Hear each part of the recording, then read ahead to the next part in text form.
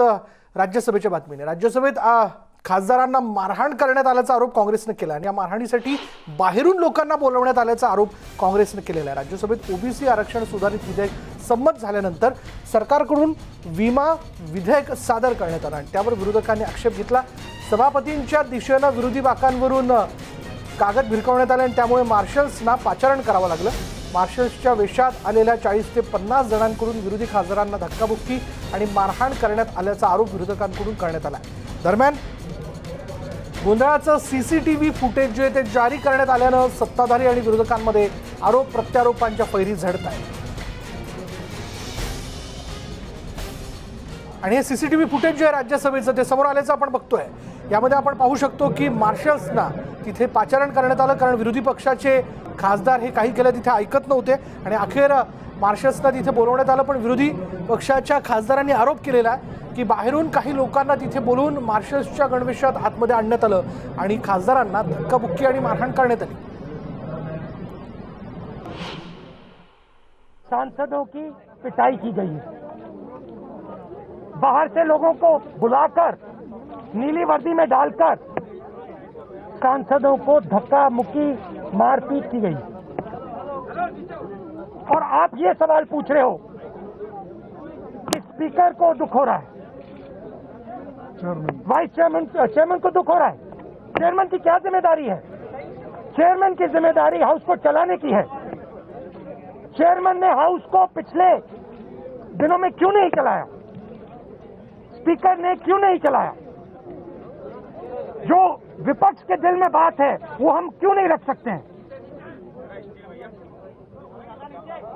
इसका क्या जवाब है? तो आपने मार्शल को बुलाया और कितनी फौज, जैसे हिंदुस्तान पाकिस्तान की सीमा पर हम खड़े हैं। ऐसे बॉर्डर खाली फेंसिंग लगाना बाकी था बस और बंदूकें लाना बाकी था। क्या आप हमको डराना चाहते हैं? आज हम हैं, कल आप हो। आपने भी ये सब कुछ किया है और सबसे ज्यादा महिला मार्शल्स को बुलाया गया। ये कौन सी नीति है कि पुरुष सांसदों के सामने आप महिला मार्शलों को खड़े करते हो? आप क्या दिखाना चाहते हैं? कौन सी मर्दानगी दिखाना चाहते हैं? That was also accepted. By and large, all parties, including small, big, and everybody, these were the three major issues on the very first BSE, and that was accepted, that was admitted. And in spite of that, then they started with Pegasus and other things, and suo motu statement was made.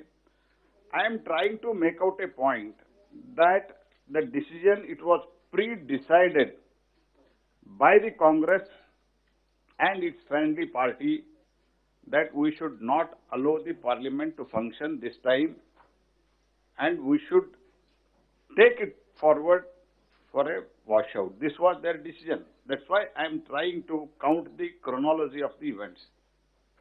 In that, first they did not allow introduction of ministers. Then suo motu statement हमने करा दिया and clarification, presiding officers allowed the clarification. They did not seek any clarification. कोई ठीक तरीके से संतुलन विपक्ष के beach में नहीं था और एक क्लियर कट कॉम्पिटिटिव ऑपोजिशन का दृश्य देश के सामने दिखा। एक आम आदमी पार्टी के सदस्य टेबल पे चढ़ गए तो अरे उसमें पंजाब में हमारा क्या परिणाम होगा, तो दो कांग्रेस के सदस्यों ने चढ़ना जरूरी है। और इस प्रकार की कॉम्पिटिटिव ऑपोजिशन के कारण पूरे सदन की और देश के जनता के बीच जो अपमान किया गया है चेयर का, जो सदन का अपमान किया गया है, उसके लिए माफी मांगना तो दूर और सीना चौड़ा करके आज विपक्ष सामने आ रहे हैं।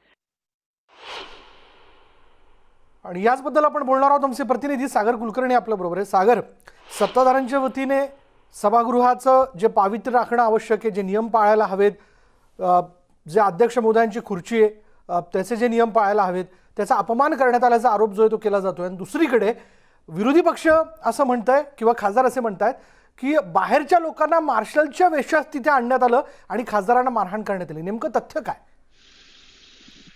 विशाल, लोकसभेच्या अधिवेशनामध्ये मागील 2-3 दिवस पाहिलं तर लोकसभेत प्रचंड गदारोळ होत होता. आज राज्यसभेमध्ये या संदर्भातला गदारोळ दिसलाय.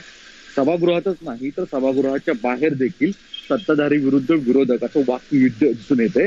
विशेष म्हणजे आपण जर पाहिलं तर राहुल गांधी असतील, संजय राऊत असतील, या सर्व नेत्यांनी सत्ताधारी बाकांवर जोरदार टीका केलेली आहे. अर्थात या सगळ्या मागे गोंधळ जो सभागृहामध्ये झाला होता आणि त्यावेळेस मार्शल तिथे आले आणि मार्शल आणि खासदार यांच्यात झालेली धक्काबुक्की याचा पडसाद या सगळ्या गोष्टींवर दिसून येतो. सीसीटीव्ही फुटेजमध्ये जवळपास दिसून येतं की खासदार आणि मार्शल्स मध्ये धक्काबुक्की झालेली आहे. ते एकमेकांना मागे ढकलताना दिसत आहेत हे स्पष्ट दिसून येतं. नेमक्या याच मुद्द्यावरून सरकार आणि विरोधक यांच्यातला संघर्ष दिसून येतोय.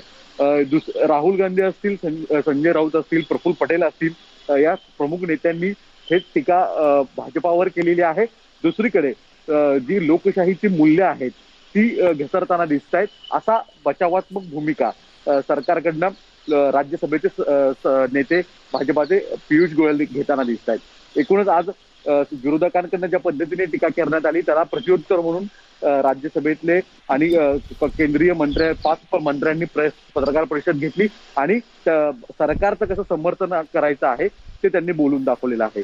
यावरून जवळपास दिसून येतं की राज्यसभेमध्ये मार्शल आणि खासदारांमधले झालेली धक्काबुक्कीच्याच मुद्द्यावरून गदारोळ आणि त्याच्यानंतर ते पडसाद आता सभागृहामधून दिसून येतील.